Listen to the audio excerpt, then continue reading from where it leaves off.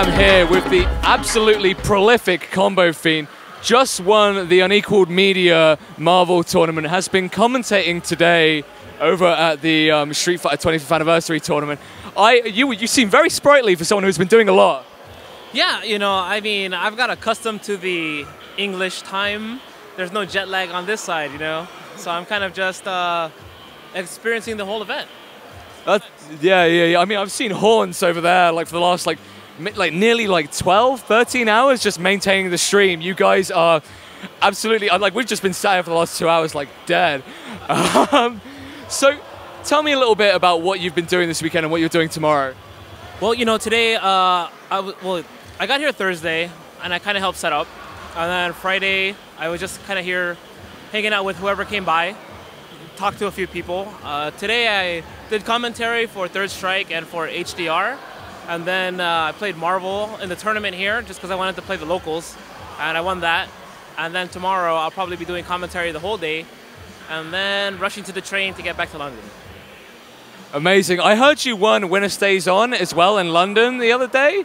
I heard you beat the whole of England, and there was someone on Twitter suggesting that now America had sovereign territory in England. You actually came and colonized us. How do you feel about that claim? Well, you know, I was joking around that it was like reverse colonization when I took over.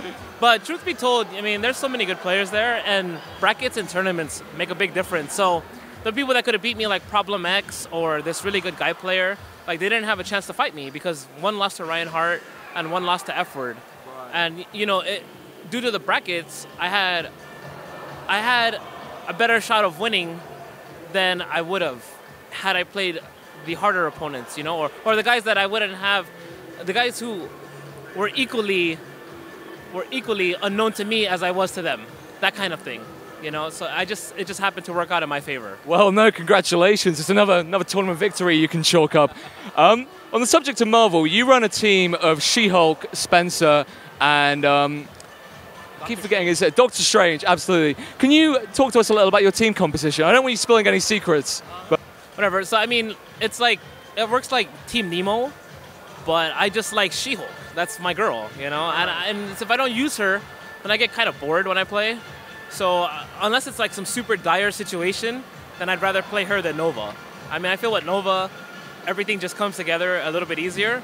But with She-Hulk, you know, it's just a lot more action. I keep myself a lot more initiated with the game because I have to input so many commands and, you know, make her semi-useful, and it's just a overall more rewarding gameplay.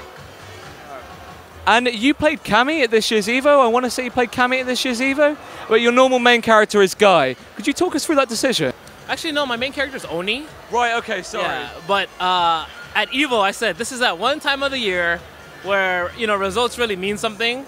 So I gotta really be cheap. So I counterpicked everybody. You know, if I felt Cammy was a good match, I used Cammy. I mean, she wasn't my main for the tournament. She was just one of the characters that I used versus normally using, where I just stick to Oni, and if I win, I win, I lose, I lose. I said, no, I gotta win. So I would just play Oni or Cammy or whoever the situation fancied. I mean, I saw you absolutely killing it as Oni on Friday, like during the casuals. Oni's generally seen as kind of a weaker character because he can't FADC his DPs. Why do you play him? I just play him, like when I used to play CVS2, there was K-Groove Ken, and... You deserve it, you deserve it. After the victory today, you deserve it. The spoils. Sorry, the spoils, apologies. But local tribute. In CVS2, when I would play with K-Groove Ken, I always felt like he was a fake Shoto. That's what I dubbed him. You know, he has a fireball, he has an uppercut, but he had all these like funky kicks and different movement and everything else that wasn't Ryu or Akuma like. And I thought, man, that was fun.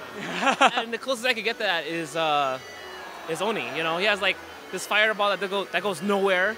You know, he has you know, like fake Ken kicks. He has that forward and fierce that takes him across the screen. So I mean, he has all these tools that are very Street Fighter like. Yeah. And I just find it fun. That's cool. I mean, on the subject of like unusual characters, you and Mike Ross ran a Julia and Marduk team in this year's Evo Street Fighter Cross Tekken finals. How was that? And how do you feel about Street Fighter Cross Tekken now 2013 is just on the horizon? Well, I mean, correction, if you watch the Final Four, it was a one-man team, baby. I mean, I got double perfected, but it's okay because, you know, I shined. So I just want to put that out there. Shout outs to Mike Ross, by the way. But that was really good. I saw that we got really far, and half of it was due to us being good, and the other half was to people not knowing matchups. So I felt, all right, this team is pretty good, and that's what I actually used to qualify for the Street Fighter 25th anniversary tournament. And then for the 2013, I've actually played it a bit. Oh, and really? I am very excited. I mean, it's just, my playstyle is very aggressive. So I have not had one timeout once yet. Oh, right, because that's a big problem in the game. Exactly, but, you know, that's just the way I play the game.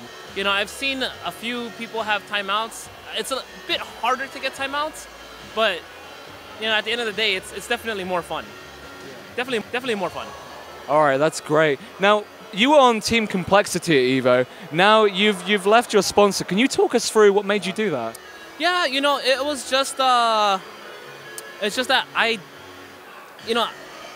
love Complexity. They were a great sponsor. Yeah, They didn't ask much from me, and they were flying me around everywhere. So shout outs to them for having a great team and great leadership.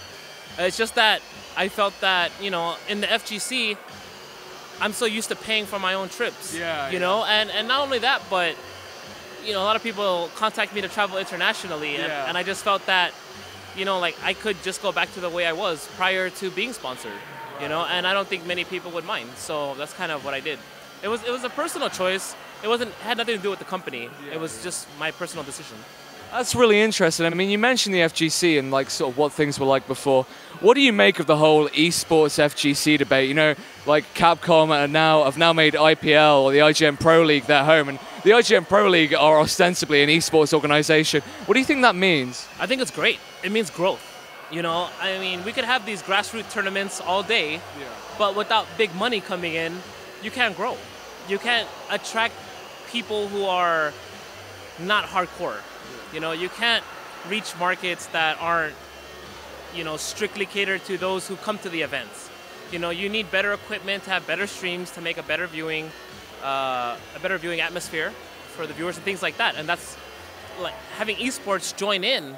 I mean, people need to realize that it's actually beneficial more so than conflictionary or sorry.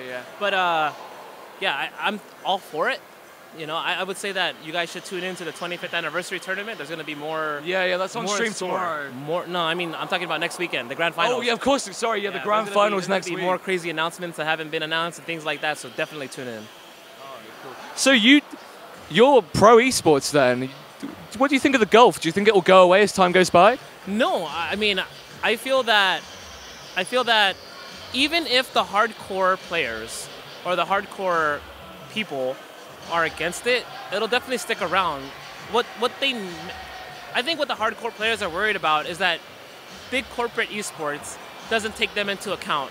You know, that they'll overtake grassroots and try to monopolize it instead of working with them. And, you know, I think if those fears were to be addressed, then they'd be more receptive.